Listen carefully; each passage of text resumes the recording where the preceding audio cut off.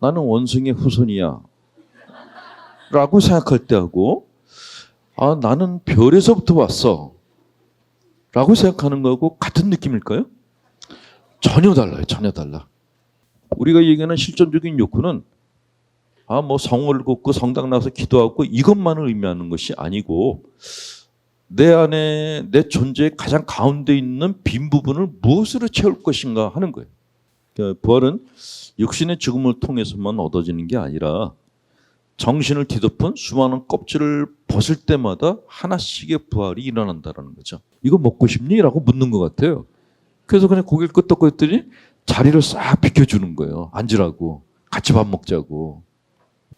미국에서 악의 축이라고 부르는 이란 있죠, 이란. 이란도 제가 투어를 했었는데 너무너무 사람들이 착해요. 악의 축은 개뿔. 트럼프 그놈이 악의 축이지. 예. 이란 사람들은 정말 착해요. 이란에는 거지가 없어요. 이란에 살고 있는 거지들은 다 파키스탄이나 방글라데시에서 온 사람들이에요. 이란 원주민들 중에는 거지가 없대요. 왜 거지가 없을까? 궁금했는데 이란은 길거리 가다 보면 우체통 같은 게 곳곳에 있어요. 우체통. 근데 그게 우체통이 아니고 자선함이래요. 사람들이 자기들이 여유가 있으면 동전을 갖다 거기다 계속 집어넣는데요. 자발적으로. 그게 다 차면은 그를 수거를 해가지고 없는 사람들한테 그냥 나눠준답니다. 그래서 거지가 없대요. 정부에서 복지기금을 대는 게 아니라 국민들이 자발적으로 낸다는 거예요. 그게 이란 사람들이에요. 저희가 가니까 한국 사람들이 가니까 너무너무 친절한 거예요. 다음 장소로 가야 되는데 오래요. 그 어디 그랬더니 지하 같은 데로 데려가려고 그러는 거예요. 그 밑에 찻집인데 앉아서 차 마시자고. 생판 처음 보는 사람인데도 얼마나 친절한지 몰라요. 근데 그런 기억이 한참을 남더라고요. 근데 그런 이란 사람들 갖다가 이렇게 트럼프가 그러니까 그래요. 후쿠시마 원전 그 오염된 바닷물을 아베하고 트럼프한테 먹이고 싶다는 생각이 예. 근데 그 이란 사람들이 그렇게 기도를 많이 하더라고요. 그러니까 영성적인 삶을 추구하는 사람들은 마음의 선성이 커 있고 그런 선성이 다른 사람들한테 영향을 미쳐요. 그래서 본인도 자존감이 살고 다른 사람들한테도 아주 좋은 영향을 줘요. 그러니까 여행을 다니다 기분 나쁜 일이 있어도 그중에 한 사람이 나한테 좋은 일을 하면은 다른 걸 다 용서해 줄 수 있겠다라는 마음이 들더라고요. 예. 그래서 착한 사람 한 사람이 진짜 중요하다라는 생각이 들었어요.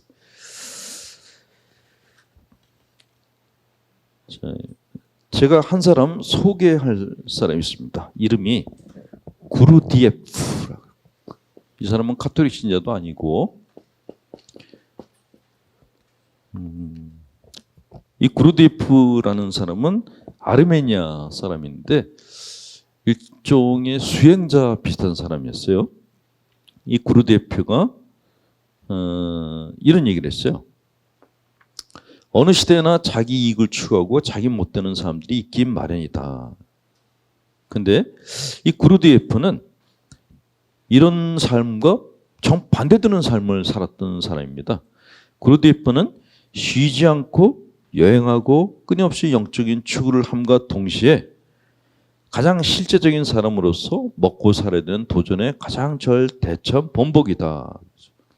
이 구르디에프라는 사람은 구두 닦기, 회반죽 장식 만들기, 관광 가이드, 영매, 가구 수선, 먹고 살기 위해서 여러 가지 일들을 했는데 그 모든 일들을 다 즐겁게 해냈다. 그랬어요. 이렇게 이 사람이 여러 가지 일에 종사한 이유는 비록 자기가 세상의 한 부분으로 살아가지만 마음을 죽이는 일상성에 묶이면 안 된다는 생각을 가졌다는 거죠.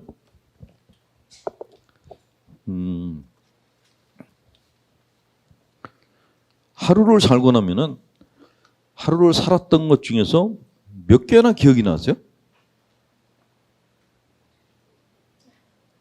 오늘 하루를 살았어요. 그럼 잘 때 내가 하루 살았던 걸 생각해 보면 몇 개나 기억이 나세요? 10년 전부터 지금까지 살아오면서 내 기억에 뚜렷이 남는 날이 며칠이나 되세요? 꿈하고 현실이 구분되는 게 몇 개나 되세요? 저도 어떤 때는 꿈하고 현실을 구분을 못할 때가 많아요. 근데 그때가 언제냐? 시간이 굉장히 빨리 흘러간다는 느낌이 들고, 그런데 그 시간의 흐름이 그냥 통상적인 일 속에 파묻혀가지고 지나간다 그럴 때 그때 그런 현상이 생기는 거예요. 그거를 일상성이라고 얘기를 하는 거예요. 우리는 일상생활에 대해서 얘기를 하잖아요. 근데 하루의 삶은 거의 다람쥐 쳇바퀴 돌듯이 돌아가요. 근데 그런 삶을 한 번이라도 스톱시켜 놓고 그 의미를 갖다가 맛보지 않고 그냥 돌려버리면은 이게 나한테 기억이 하나도 안 남는 거예요. 근데 이런 삶이 오래되면은 어떤 현상이 생기냐? 몽유병이 생긴다. 구르드예표가 표현한 게 이거. 몽유병 환자같이 살게 된다. 아침에 일어나면은 밥 먹고 옷 입고 회사 출근했다가 다다다했다 저녁이 되면 퇴근해가지고 집에 와가지고 텔레비 보다 자. 이거를 매일매일 하는 거예요. 이거는 몽유병 환자하고 똑같다라는 거예요. 이렇게 살면은 하늘의 별 안 보여요. 여러분들은 하늘의 별을 한 달에 몇 번 정도 보세요? 별은 둘째 치고 하늘은 몇 번이나 보세요? 하루에. 하루에 하늘을 10번은 본다. 그런 분 계세요? 나는 이렇게 하늘 쳐다보면서 하늘이 있네? 저는 어떨 때 하루에 하늘을 한 번도 안 보고 지나간 적도 있어요. 근데 그런 날은 내가 뭘 했는지 기억이 안 나는 거예요. 근데 그런 기억이 안 나는 그런 날들이 사실 우리의 자아를 갖다가 약화시킨다라는 거죠. 그래서 구르드예프는 그런 일상성 안에 묶이는 게 싫어가지고 다양한 일들을 하면서 그 일들의 맛을 봤다라고. 이 사람은 좀 독특해요. 보통 우리는 돌을 닦는다 그러면은 갇힌 공간에서 똑같은 패턴의 기도 생활을 하는 거를 도 닦는다 그러는데 이 사람은 반대로 살았어요. 그래서 너무 마음에 들어요. 그래서 가톨릭 신자가 아닌데도 소개를 해주고 싶었어요. 네. 왜냐? 여러분들은 거의 다 여기 오신 분들은 봉쇄형 분들이고 자기가 맞는 닭장 밖으로 나가는 걸 두려워하는 분들이 대개 제 강의를 많이 들어오세요. 근데 문제는 닭장 문을 열고 나오세요 그러는데 닭장 문을 붙잡고 못 나가요 그러는 거예요. 못 나간다 그러면서 여러 방법을 알려달라 그러는 게 딱 여러분들이 두려움이 많은 분들이 그 날개를 피고 나가는 것보다 두려움이 많은 분들이 되게 신경증인 분들이거든요. 신경이 예민한 거예요. 내가 내 마음대로 나를 표현했다가 다른 사람들이 나를 갖다가 어떻게 볼지 몰라. 이런 두려움이 많으면은 자기 날개를 펴질 못해요. 근데 마음 안에서는 나도 날고 싶은데 하는 욕구는 있어요. 날고는 싶은데 날개는 펴지 못하는 분들이 되게 신경증 증후군이라고 하는데 되게 그런 분들이 제 고객님들이세요.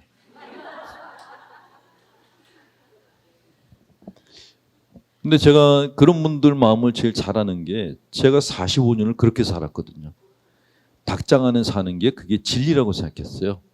닭장 밖으로 나가는 건 이단이라고 생각했고 근데 그 생각이 나중에 보니까 제가 만든 생각이 아니더라고요. 다른 사람들이 내 머릿속에다 주입해둔 생각이었어요. 집을 떠나지 마. 닭장 안에서 살아. 너는 독수리가 아니고 닭이야. 이거는 내가 만든 생각이 아니었더라고요. 그 다음부터 탈출하는 연습을 하기 시작했죠. 그게 상담이었던 거예요. 다행히 첫 상담가를 너무 잘 만나가지고 그 친구가 저를 아주 천천히 문 여는 법부터 날개가 있다는 거 가르쳐주고 나는 법을 천천히 가르쳐줬어. 그러니까 이게 심리치료 과정이 저거하고 비슷해요. 애들이 자전거 타는 거 배우잖아요. 근데 처음부터 애들이 겁도 없이 자전거 타는 놈들 가끔 있긴 있죠. 근데 대부분은 어떻습니까? 뒤에서 잡아주죠. 애들이 뒤에서 형이 잡아주면은 형 놓지 마 그래요. 그럼 형이 되게 안 놓을 거야 걱정하지 마 그래요. 그러다가 어느 날 동생이 놓지 마, 놓지 마 그랬는데 형이 놓고 난 다음에 잡고 있어, 괜찮아 그래요. 그런데 동생이 그렇게 가다가 형이 잡고 있겠지 그런 동안 잘 가다가 잡고 있나 돌아봤더니 없어. 그때 넘어지는 거예요. 근데 뭐가 중요하냐면은 형이 없는 상태에서 불안해서 넘어졌는데 넘어지고 생각해 보니까 나 혼자 타본 거예요. 그게 중요한 거예요. 무릎은 깨졌는데 나 혼자 탔어. 그때 자신감이 생기는 거예요. 근데 이게 심리치료도 똑같아요. 우리는 누구한테 의존하면서 사는 존재들이에요. 부모님께 의존하거나 이웃 사람한테 의존하거나 그러니까 늘 남의 눈치를 보는데 어느 날 나 혼자서 자전거를 타본 거예요. 주위에서 막 너 혼자 타는 거는 그거는 사람이 할 짓이 아니야라고 비난을 들어서 넘어졌는데 혼자 탔을 때 그 자유로움을 맛봤어요. 그러면 다시는 닭장 안에 안 들어가요. 날아가려고 그러지. 이게 심리치료예요. 날개를 있다는 걸 알려드리고 날개라는 자의식을 알게 해드리고 나는 법을 알려드리고 본인이 날개 해주는 거죠. 이게 영적 욕구라는 거예요. 그러니까 영적 욕구는 자기를 가두는 게 아니고 반대입니다. 하나님께 내가 날아가는 작업을 하는 게 그게 영적 욕구를 채우는 과정이다라는 거죠. 그렇게 한번 비상을 해본 사람들은 땅바닥에서 모이를 주워 먹는 게 하찮게 여겨져요. 그러니까 사막을 나가고 산에 가서 수영을 하려고 그런다는 거예요. 사막 그러면은 저는 이제 사막에서 하룻밤 잡았거든요. 이집트 백사막에서 하룻밤 잡았는데 처음에는 그런 생각해서 사막에 볼 게 뭐가 있겠어? 모래밖에 없겠지. 근데 사막에서 하루를 지내봤는데 그렇게 화려한 거예요. 밤하늘이 그렇게 화려한 밤하늘은 처음 봤어요. 모래가 그렇게 이쁜 줄 처음 봤어요. 그리고 제일 좋은 게 화장실 가서 대변을 안 봐도 돼요. 모래밭에서 보고 덮으면은 그냥 쥐도 새도 모르게 해결이 되는 거예요. 그 정말 베두인들이 왜 팔레스타인 베두인들한테 집을 제공해 줬더니 아파트를 제공해 줬더니 베두인들이 거기다가 낙타들을 키우고 자기들은 밖에서 잤대. 그 얘기를 듣고 제가 웃었거든요. 근데 하룻밤 딱 잤는데 그게 이해가 되는 거예요. 아파트는 이게 말이죠 아파트지 그냥 창고예요. 성냥곽이거든요. 조금 큰 성냥곽이에요. 밖에서 사막에서 살았던 사람들은 거기 들어서 절대로 못 살아요. 그러니까 동물을 거기다 집어넣고 자기들은 밤하늘에 별을 보면서 천막에서 야영을 하더라고요. 하룻밤 잤는데 저도 집에 들어가기 싫은 거예요. 화장실도 들어가기 싫고 그냥 사막이 그리우기 시작하더라고요. 그래서 옛날 교부들이 옛날 초기 수도자들이 그래서 사막에 계속 갔고 우리 초대 교회의 영성가들을 그래서 사막의 교부들이라고 불렀어요. 사막이 그렇게 사람들한테 주는 어떤 스피리추얼한 것들이 굉장히 많았다라는 건데 그 혹자는 그런 얘기를 하죠. 우리는 우리 몸이 사막에 못 갈지라도 자기 마음 안에 사막을 만들으려고 그게 황량함을 의미하는 게 아니다라는 거죠. 인위적인 것들은 얼마 지나지 않아서 식상해버려요. 산에 가서 주워온 돌이 있어요. 못생긴 돌인데 이거는 질리지가 않아요. 근데 누군가가 뭘 만들어서 준 거는 한참 보다 보면 질리기 시작해요. 참 희한한 거예요. 인간은 가장 자연스러운 거에 대해서는 식상해하지 않아요. 인위적인 거에서도 식상해하는데 근데 문제는 이런 자연스러운 거는 쾌감이 없어요. 지루한 맛이 있어요. 그래서 안 가지고 있으려고 그래요. 인위적인 것은 달짝지근함이 있어가지고 중독성이 있어서 자꾸 가지려고 그러거든요. 근데 문제는 우리가 인위적인 것에 집착을 하면은 삶이 일상성에 빠지게 된다는 거죠. 그냥 그렇고 그런 정말 소소하고 확실한 행복을 찾는 그 삶 안에서 순간순간에 짜릿한 맛을 느끼다 보면은 작아지기 시작하는 거예요. 그리고 아파트가 자기 집이라고 생각하기 시작하고 근데 구르디에프는 그거를 깨야 된다라고 주장하고 자기가 온몸으로 깨기 위한 그런 삶을 살았던 분이에요. 이 구르디에프가 한 얘기 중에 뭐가 있냐면, 이 구르디에프의 아버지도 대단한 사람이었는데, 구르디에프의 아버지가 아들한테 그런 얘기를 했대요. 자기 마음 안에 자유로운 공간을 만들라고.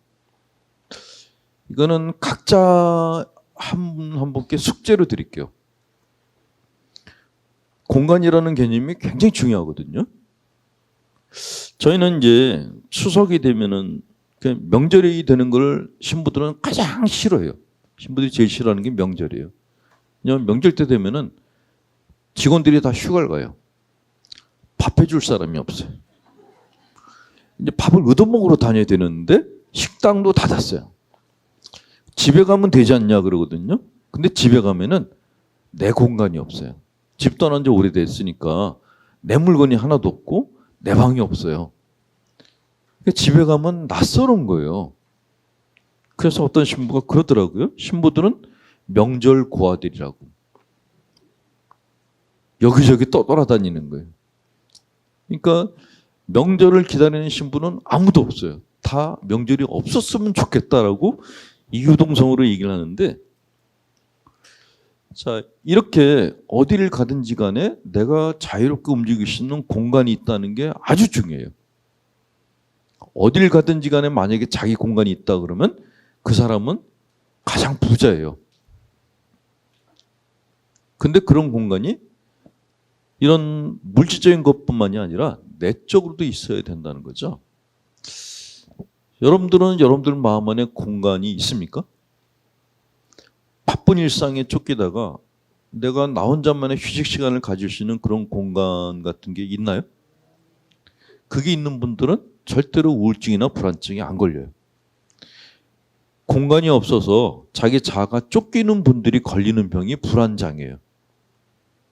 그래서 구르디에프의 아버지가 아들에게 네 마음 안에 자유로운 공간을 가지라고 얘기했던 게 진짜 맞다라는 생각이 들었는데, 간혹 그런 공간을 어떻게 만들어요? 이렇게 뭐 집 같으면은 뭐 텐트를 이렇게 뭐 그 커튼을 치면 되는데 내 마음은 어떻게 만들어요?라고 묻는 분들이 계시는데, 각자 만드는 방법이 다르겠지만 저 같은 경우에는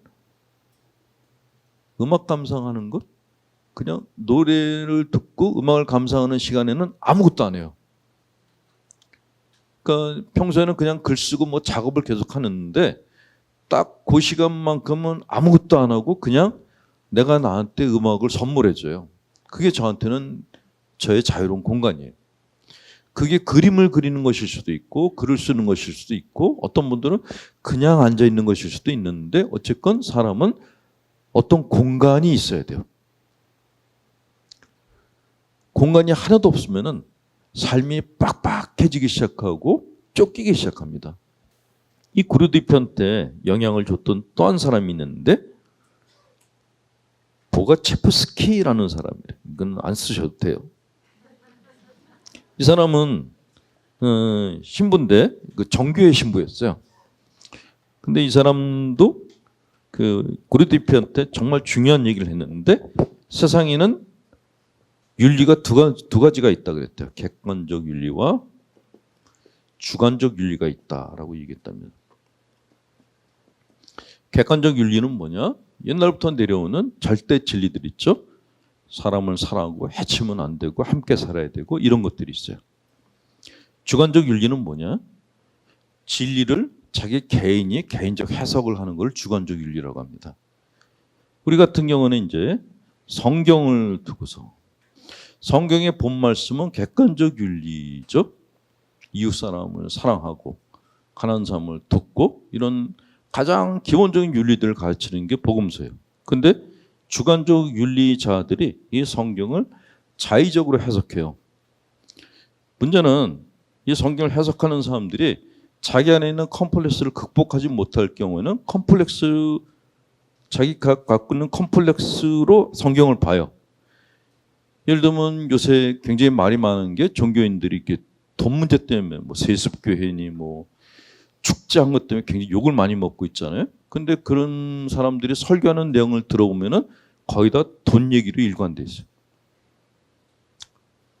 제가 들으면서 제일 충격받았던 게 11조를 안 내면 벌 받는다라는 설교를 하는 거를 동영상을 보면서도 이게 진짜 이 사람이 하는 얘기인가 할 정도로, 심지어는 뭐 11조를 안 내면 암에 걸린다라고 공갈치는 사람이 동영상까지 보면서 야, 이 사람이 진짜 종교인이 맞아? 그런 생각을 가졌는데, 근데 그런 사람들이 당당하게 그런 얘기를 공개석상에서 할 수 있는 거는 자기가 생각하는 그 생각이 진리다라고 믿고 있는 거예요.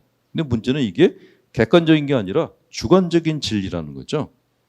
근데 그런 주관적인 진리들은 되게 자기 안에 있는 병적인 컴플렉스에서 비롯된 겁니다.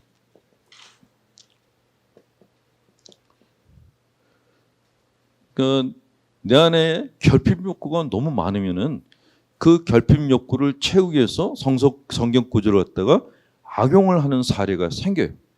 그게 요새 언론에서 보도되고 있는 종교인들의 문제라는 거죠. 그러니까 바깥 사회에서는 그분들이 치부한 치부 액수에 관심을 갖는데, 정말 중요한 거는 그 사람들이 종교인인데 왜 그런 얘기를 했을까? 왜 그런 선택을 했을까? 왜 그런 선택을 하고도 저렇게 당당할까? 그거에 대해서 궁금해하셔야 돼요. 그 밑에 있는 거는 컴플렉스. 컴플렉스 뒤에 있는 거는 결핍 욕구예요. 그래서 어렸을 때부터 욕구를 충족시키는 것이 중요하다라는 거예요. 어렸을 때부터 애가 돈도 못 쓰게 하고 먹지도 못하게 하고, 그런 애가 커가지고 성직자가 되면 계속해서 돈 얘기만 하게 된다는 거죠. 이건 어쩔 수가 없는 일이거든요. 그렇게 양육이 된 거예요. 네.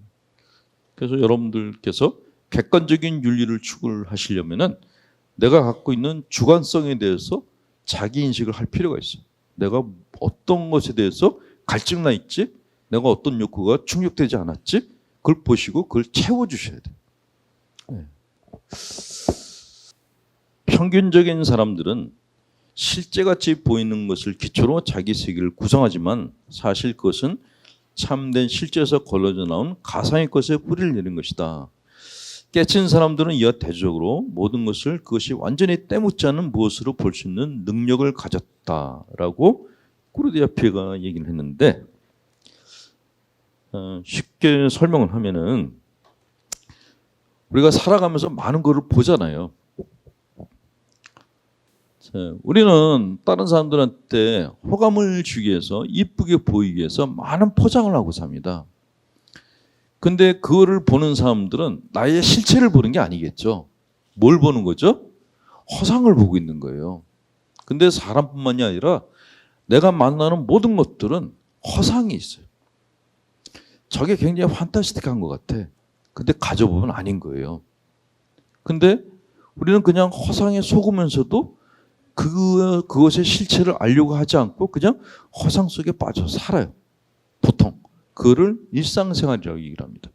근데 구르디에프는 그런 허상을 깨야지만 내 삶의 실체에 접근할 수 있다라고 얘기를 하는 거죠.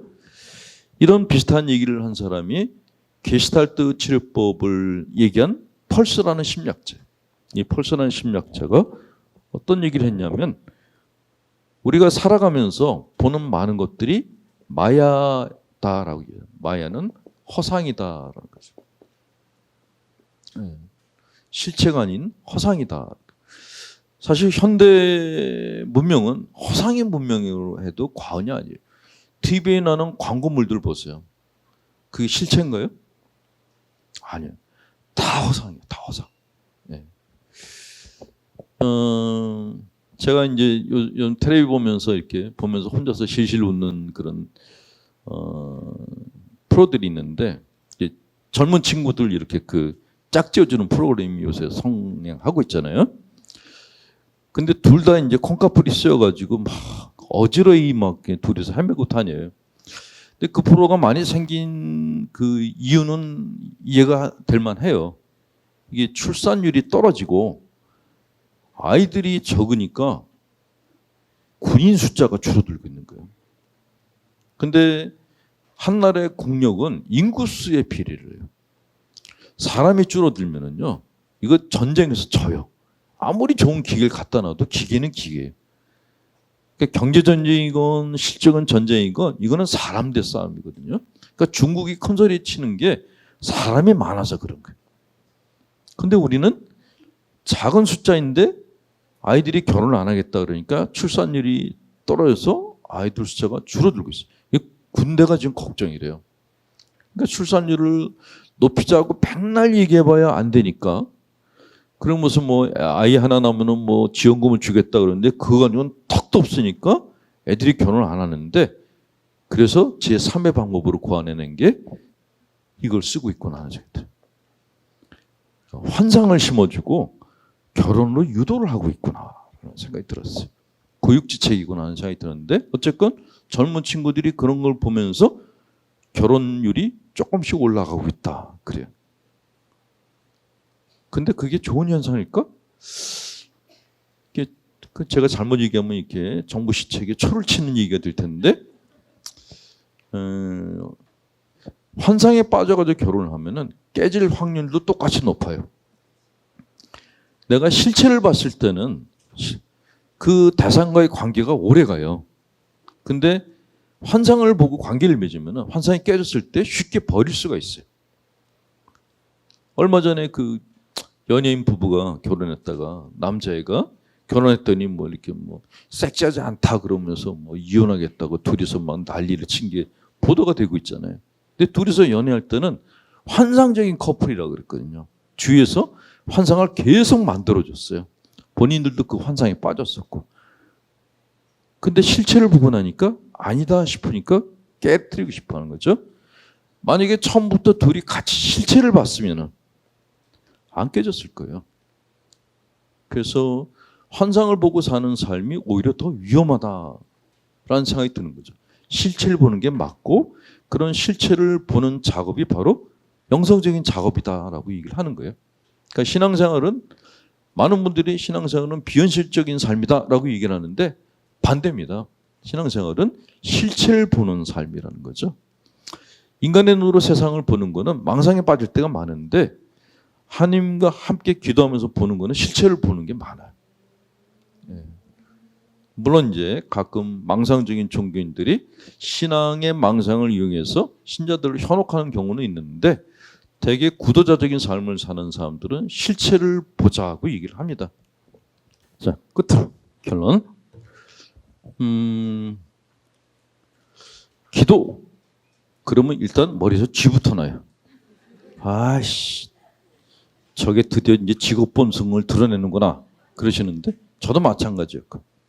제가 제일 싫어하는 단어 중에 하나가 기도예요. 기도 그러면 머리가 갑자기 지긋지긋 아프기 시작하고 그 두꺼운 기도서가 생각이 나기 시작해요. 근데 제가 기도의 맛을 보기 시작한 거는 제 체질에 맞는 기도를 찾으면서부터였어요. 가톨릭 신자분들은 성당에 들어가서 쪼그리고 앉아있는 게 기도의 정석이라고 생각하는 분들이 많으신데 그거는 밖에 나가기 싫어하는 사람들한테 맞는 기도예요. 저같이 역마살이 심한 사람들은 걸어다니면서 하는 기도가 맞아요. 그래서 제가 제 친구 수도원에 가면은 묵줄 들고 갯벌을 계속 걸어요. 바닷가 보면서. 그때 집중력이 굉장히 높아요. 근데 수도원 성당에 딱 들어가서 앉으면은 최장 10분. 10분 넘어가면은 몸이 그냥 일어나요. 근데 수녀님들은 정말 그 엉덩이의 근력이 정말 대단해요. 2시간을 움직이지도 않고 그냥 앉아있는데 저는 나갔다가 들어오면 앉아있고 나갔다가 들어오면 언제 끝나지? 그래서 역시 수도자들은 근력이 좋아야 된다라는 그 말이 맞다는 생각이 있는데 저는 이 근력은 약하고 발바닥 근력이 좋아가지고 계속 다니는데 예전에는 컴플렉스였어요. 그게 신학교에서부터 앉아있는 기도를 시키거든요. 앉지 못하면은 분심 많다 그랬는데 제가 나중에 영성심리 공부하고 사막의 교부들에 대한 공부를 하면서 그게 아니구나 하는 생각이 들었어요. 기도는 자기 체질에 맞게 하는 거예요. 기도의 시간은 분명히 필요해요. 하루에 30분 이상 하시는 게 좋은데 근데 그 30분을 앉아서 할 거냐 서서 할 거냐 물건 하면서 서서 할 거냐 걸어가면서 할 거냐 뛰면서 할 거냐는 자기 몸이 가자는 대로 가주시면 돼요. 기도하자 그럴 때 내 몸이 반응을 보이는 게 있어요. 그 강아지 키우는 분들은 알잖아요. 강아지들이 주인을 쳐다보면 얘가 밥 먹자는 건지 나가자는 건지 알잖아요. 사람 몸은 강아지하고 똑같아요. 자기가 자기를 불러보는 거예요. 얘 우리 기도하자 그러면 몸이 지가 알아서 움직여요. 일어나서 방석에 앉는 놈이 있는가 하면은 신발 신고 나가자 그런 놈이 있단 말이죠. 근데 신발 신고 나가자 그런 놈을 방석에 앉혀놓으면은 죽죠. 기도가 안 돼요. 예. 여기는 대개 봉쇄형인 분들이 들어오셨기 때문에 앉아있는 걸 갖다 선호한 분들이 많이 오시거든요. 그래서 여러분들은 그냥 편안하게 앉으셔서 기도하시고 허리가 아프면은 와불 자세를 하시면 돼요.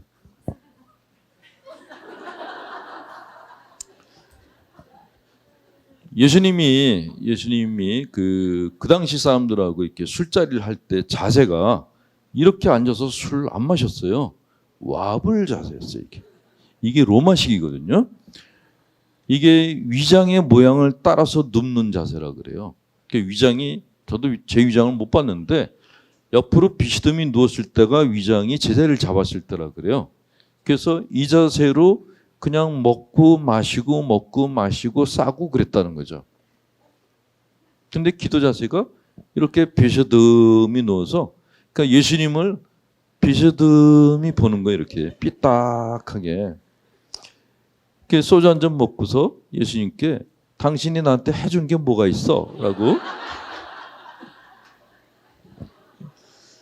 예수님하고 그런 대작을 하는 관계를 맺는 분들은 기도 시간이 기다려져요. 내가 나를 푸는 시간이거든요. 근데 앉아가지고 그냥 오늘 기도는 염경기도 어디부터 어디, 묵주기도는 어디부터 몇 단 이런 분들은 그게 고문이에요. 묵주기도 하면서 하나라도 빠뜨릴까 봐 강박불안이 생기는 거예요. 다 하고 난 다음에 하나를 빠뜨린 것 같으니까 처음부터 해야 되나 말아야 되나 그러다가 또 고해석까지 찾아가요. 이거는 기도가 아니라 그냥 고문입니다. 그렇게 하지 마시고 편안하게. 예수님이 우리를 아까 얘기했잖아요. 예수님이 우리를 종이라고 부르지 않고 벗이라고 부르겠다 그랬잖아요. 그러니까 종처럼 앉아 계시지 마세요. 무릎 꿇는 거는 종의 자세예요. 벗들은 다 이렇게 맞짱을 뜹니다. 맞짱을 들어요. 맞짱을 들면서 맞짱을 뜨는 게 그게 맞다라는 생각이.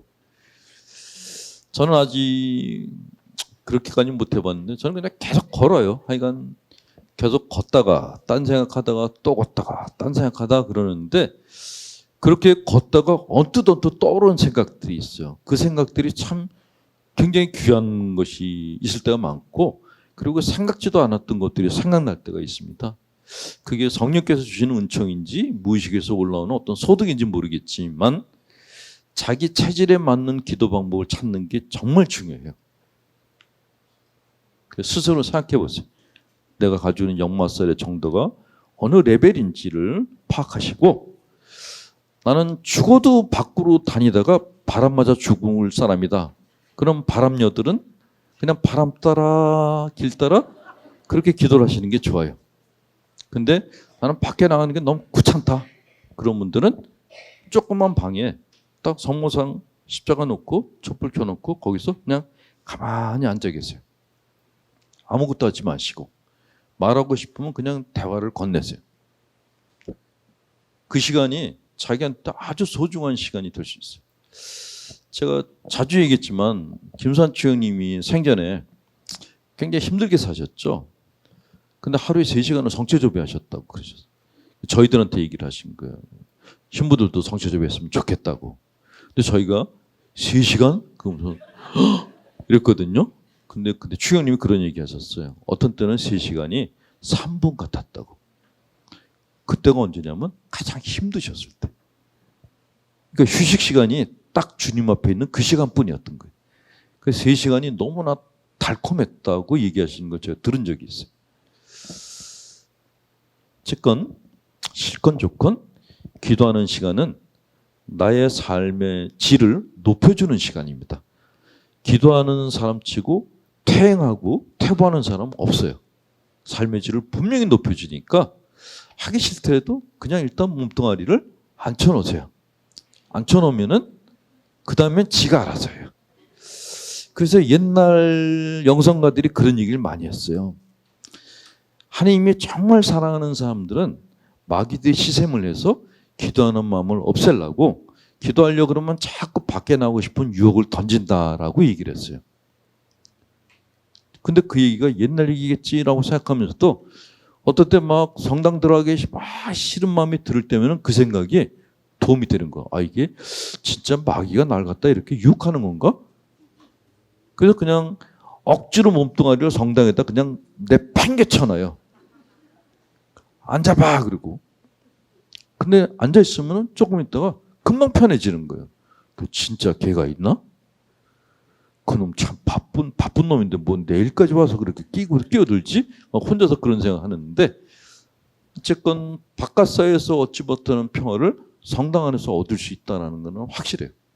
그리고 내가 성당 가기에 벅차다. 그러면 자기 집에다가 조그만 기도 공간을 만들어야죠. 방도 필요 없고 그냥 자기만의 공간. 만약에 책상이 있다. 그러면 책상에 한 켠을 성모석 놓고 조그만 제대를 만들어줘요. 나만의 제대. 그게 자기 공간이에요. 그 공간이 정말 소중해요. 그런 공간을 가진 사람들은 마음에 여유가 있어요. 아무리 가난해도 자기 마음에 공간이 있고 기도하는 공간이 있는 사람들은 찌들리지 않아요.